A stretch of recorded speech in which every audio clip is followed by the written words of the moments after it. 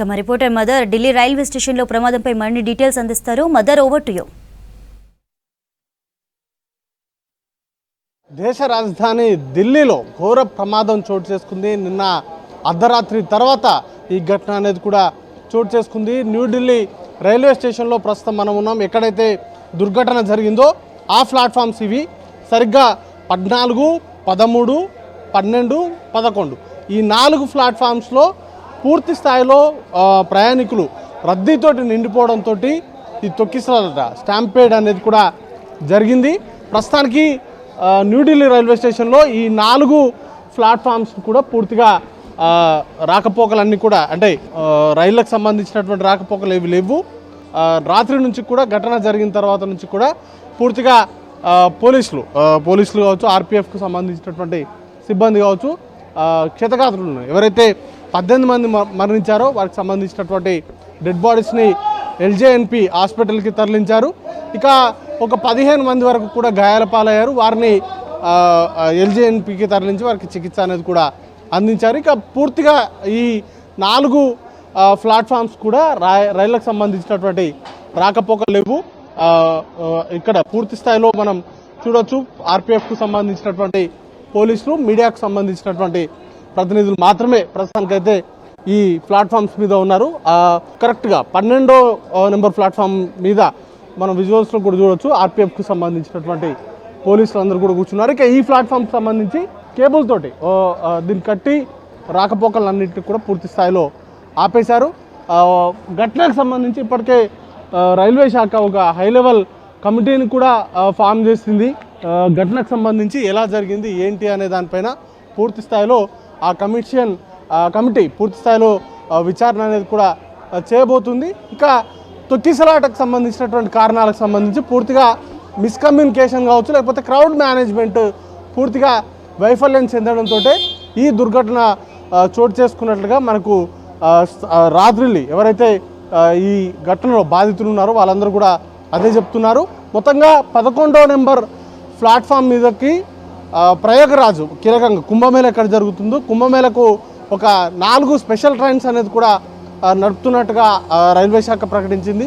వాటికి సంబంధించినటువంటి ప్రయాణికులు రైల్వే స్టేషన్ చేరుకోవడము, అలాగే మరొక 2 ట్రైన్స్ కూడా లేట్గా రావడంతో, ఎక్స్ప్రెస్ ట్రైన్స్ లేట్గా రావడంతో వాటి నుంచి వాటిలలో ప్రయాణం చేసేందుకు వచ్చేటువంటి ప్రయాణికులు ఒక్కసారిగా స్టేషన్కు చేరుకోవడంతో దాంతోపాటు ఒక మిస్కమ్యూనికేషన్ అనేది కూడా చోటు చేసుకుంది. 11వ నెంబర్ ప్లాట్ఫామ్కు రావాల్సినటువంటి ట్రైను 14వ నెంబర్ ప్లాట్ఫామ్కి చేరుకోవడంతో ఆ 11వ నెంబర్లో ప్లాట్ఫామ్ మీద వెయిట్ చేస్తున్నటువంటి ప్రయాణికులంతా కూడా 14వ నెంబర్ ప్లాట్ఫామ్ మీదకి వచ్చేటువంటి క్రమంలోనే ఈ దుర్ఘటన చోటు చేసుకున్నట్లుగా ప్రస్తుతానికైతే అధికారులు అయితే అంచనా వేస్తున్నారు. ప్రస్తుతం మనం ప్లాట్ఫామ్ మీదకి వెళ్తున్నాము.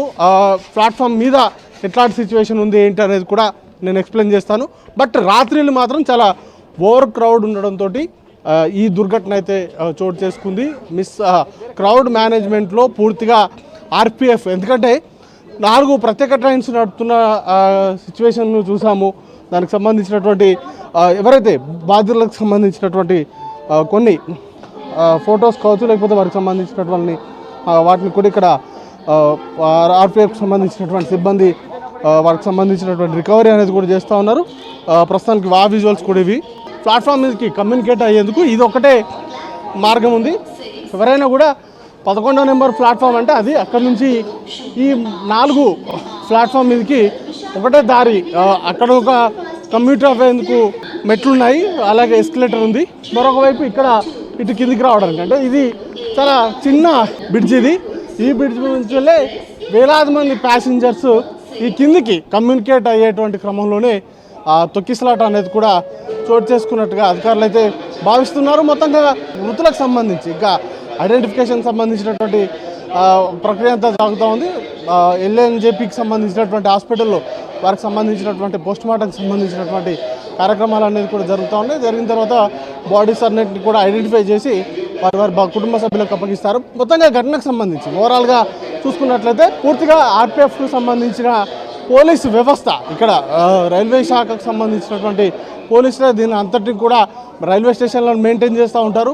ఓవర్ క్రౌడ్ లేకపోతే భారీగా ప్రయాణికులు వచ్చినటువంటి సందర్భంలో వాళ్ళను పూర్తి స్థాయిలో కట్టడి చేయడంలో కావచ్చు, లేకపోతే వారిని ఒక క్రమబద్ధంలో పంపించడం కావచ్చు, అవన్నీ కూడా వారు చూసుకోవాల్సి ఉంటుంది. కానీ నైట్ అలాంటి సిచ్యువేషన్ లేదు. చాలా పెద్ద సంఖ్యలో ఇటు ప్రయాగరాజ్ కుంభమేళకు వెళ్ళేటువంటి భక్తులు కావచ్చు, లేకపోతే మిగతా ట్రైన్స్లో వారి గమ్యస్థానాలకు వెళ్లేందుకు వచ్చినటువంటి ప్రయాణికుల తాకిడి ఎక్కువగా ఉండడంతో ఈ తొక్కిసలాట జరిగిందనేటువంటి అంశాన్ని అయితే ప్రస్తుతానికి ప్రాథమికంగా అయితే అంచనా అయితే వేస్తున్నారు.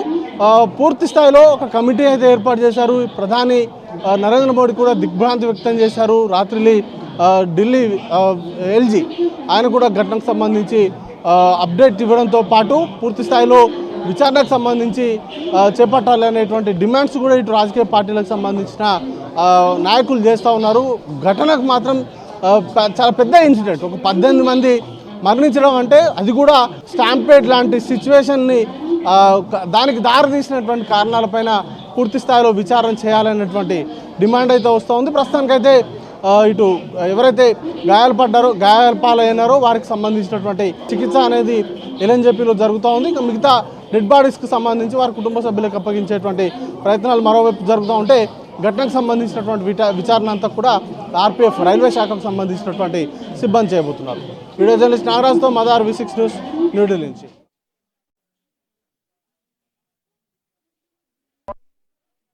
इतनी भीड़ मैंने सन 81 से रेलवे में भर्ती हूँ, यहाँ पर कुली का काम कर रहा हूँ। मैंने ऐसी भीड़ कभी ज़िंदगी में नहीं देखी। तो ये अनसा हुआ, प्रयागराज स्पेशल भेज रहे थे ये लोग, उसको 12 नंबर से चेंज 16 नंबर कर दिया। तो 12 नंबर की पब्लिक 16 पे आई और बाहर की पब्लिक जब 16 पे जाने लगी तो एकदम बच गई पब्लिक। इसके लीटर और जीने पे पब्लिक गिर गई। कुली भाइयों को ठीक पड़ा, कुली भाई दौड़ के आए, पूरे कुली भाइयों ने रास्ता ब्लॉक किया, ब्लॉक करके पब्लिक को रोक के और लाश निकाली। हमने खुद ने एम्बुलेंस में लोड की।